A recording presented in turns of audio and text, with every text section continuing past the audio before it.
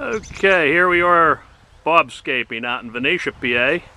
This morning we have a upright juniper that was damaged by the heavy winter snows. It's all splayed out on top. You can see it's been tied up some. Also, some of these junipers tend to get a lot of brown in them. This one has a lot of brown toward the bottom and has become rather unsightly. So this morning we're going to show you how to remove an upright juniper.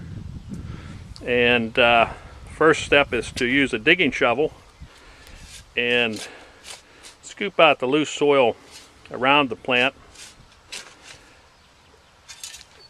This is to expose the roots below for easier chopping with either an axe or a spade. Now in this case we're going to show you we have a steel handled spade made by the King of Spades in New Jersey.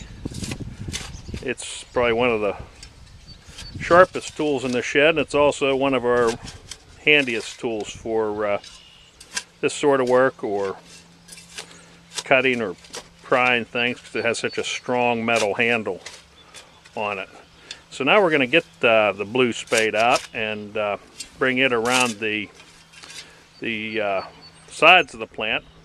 Basically, you want to cut fairly close to the trunk, but far enough out that you aren't just hitting major roots. This is the blue spade. It's a square nose spade.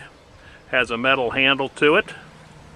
Makes it extra strong, and it also has an edge on it that we grind on the grinder to keep it extra sharp, almost as sharp as a kitchen knife. Okay, so now we're going to begin around the plant, chopping at the roots, chopping and prying. If you have a good heavy handle like that, you can chop and pry.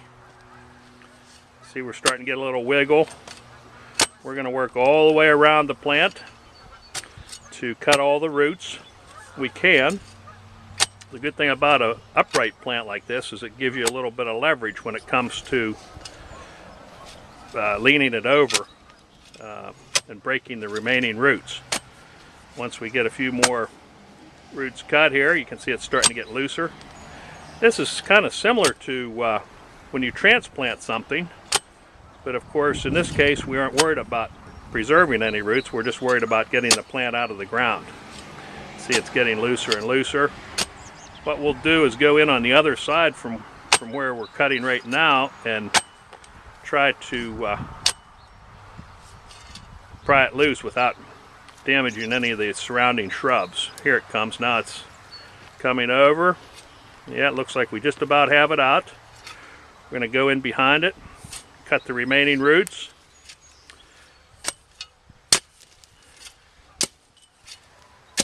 You can hear it hitting a couple major roots. Get those freed up. Then we'll knock the soil off the remaining root ball and haul it away. For this episode of Bobscaping, have a nice day. Okay, and here's the juniper after it's been fully removed. So the next step is backfilling the hole.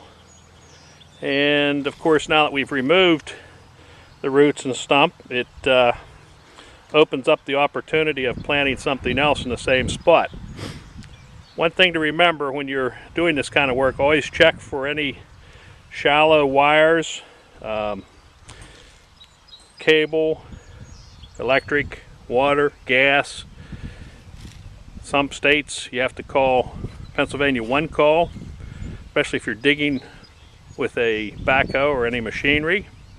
The other thing to remember is with a steel handled spade, you do run the chance of, if you hit an electric line, you run the risk of electrocution. So something to watch for. Make sure you know where all your utilities are, and if necessary, make a call to one call. For Bobscaping.